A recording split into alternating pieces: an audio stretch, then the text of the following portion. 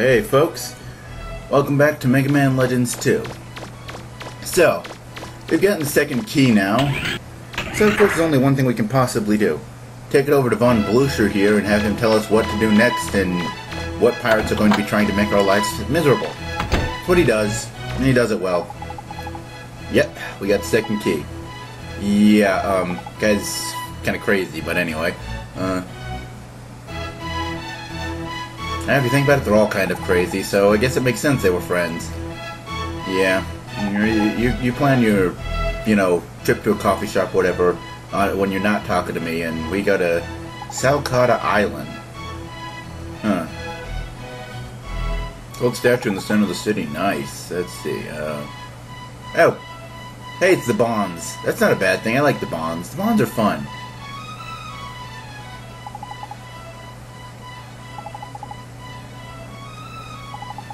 So, pretty much it's what we've been doing throughout this game. Killing pirates, stopping their attempts to do whatever the hell it is they're doing, and then collecting a treasure.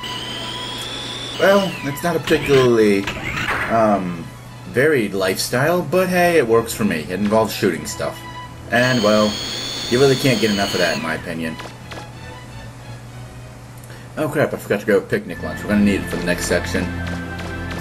Okay, I didn't mean to do this on video, but since I'm going to need this anyway, I might as well do it now. Picnic lunch, I like picnic. I wonder what's in those picnic lunches anyway, that they're so... For that matter, how does Mega Man eat them without getting killed in the middle of a fight? I mean, it's one of those things that you always get like, oh, well, you eat this food in the middle of the battlefield and it'll restore your health. Oh yeah, that makes sense if it's like a piece of sushi or a hot dog or a piece of candy or something. I've seen those all pop in the game, but how the hell do you eat, a full picnic lunch in the middle of a fight without getting shot? I ask you this. Well, anyway, point is, we now have our picnic lunch, which means the next area will be slightly less painful.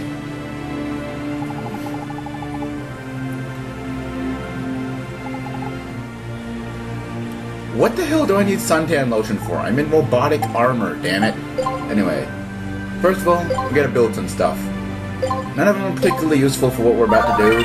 Well, I think one of them might be. Anyway. Ha! Huzzah! Yeah, because I think we might be using the hyper shell pretty soon, but for now, we're going to want the vacuum arm. And... can we upgrade the energy? Holy crap, no we cannot. I forgot, it's like ultra expensive to upgrade anything in this game. Anyway, we have a vacuum arm equipped, right?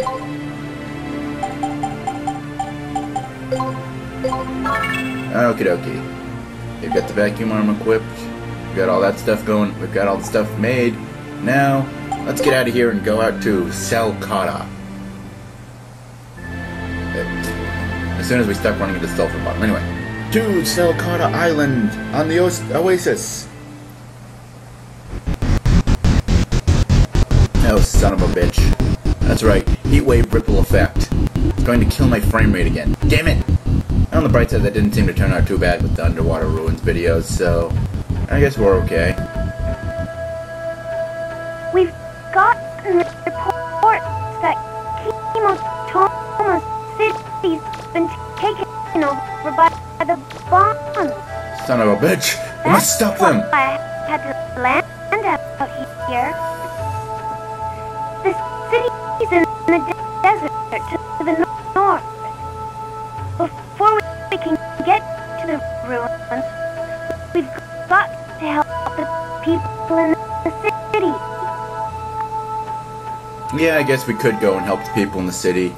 But I've got my own priorities to go through first. See, because it's one of those things, people always assume deserts. They always think like the Sahara Desert or something, and this, big cliche of deserts. But I mean, really, there's so much more to deserts than giant open areas of sand, like what we're looking at here. I mean, well, for example, there's that old factoid that Antarctica is a desert, technically, because it's all about rainfall. But more importantly, You know, just you'll be surprised at what you find if you look around in the desert long enough, you know? They aren't all empty and devoid of life. I mean, people live out in deserts for one thing, but I was thinking more on plant life. I've heard that there are landmarks that can help lead you to the city. Yeah, there are. Can you see anything? There's a bunch of ruins, like, over there, I think, that, yeah. Of course, you've also got a map up in the top corner that you can, you know, read pretty effectively without too much trouble. But anyway, but like I was saying, you know, you'll be surprised what you find in the middle of the desert. For example, here's some bonus dungeon. There are some more bonus dungeon. The only reason in this game you really need an S-class license, unfortunately. Yes, behold, underneath the desert lies an underwater dungeon. Thankfully, there's no water. Or actually, probably a bad thing that there's no like water, you know, changing water levels and crap. There's a crab. Okay, let's see. Got that one flipped over on its belly. No, we don't want to shoot that one. We want to shoot the one that's standing over there. But yeah, it's another underwater paradise of Dow. Fuck. Yeah, there's probably going to be me getting owned by a lot of crabs in this video, or videos probably. I'm pretty sure this is probably going to be multi-parter right here.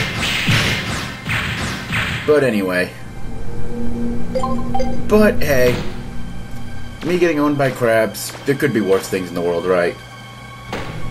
Then again, me getting owned by crabs underwater isn't exactly all that fun. No. Shoot the crab that's coming right for us. Let's try this again. Shoot the crab. Okay, now we're going to vacuum up money. And somehow not vacuum up all the water in this room. It would be nice if you could do that, but it doesn't work. Whee! Ow! Ow! Fuck. Yeah. You can see why I wanted that picnic lunch. Because this place loves to use crabs and mimics and the enemies. I mean, like most of the bonus dungeons, it's kind of pseudo-randomized. It's randomized, you know, what enemies pop up, but, or rather, there are a couple of different types of, you know, sets of enemies that can pop up. But still, there are certain things that it seems to love to pull out out of the blue. Because it hates us. It hates us who are so kind to play this game and actually go and do this stupid, idiotic challenge. Well, anyways, I guess we better open this chest, which is, of course, a mimic. Because, like I said, this place loves crabs and mimics, so what better way to open the dungeon than with crabs and mimics?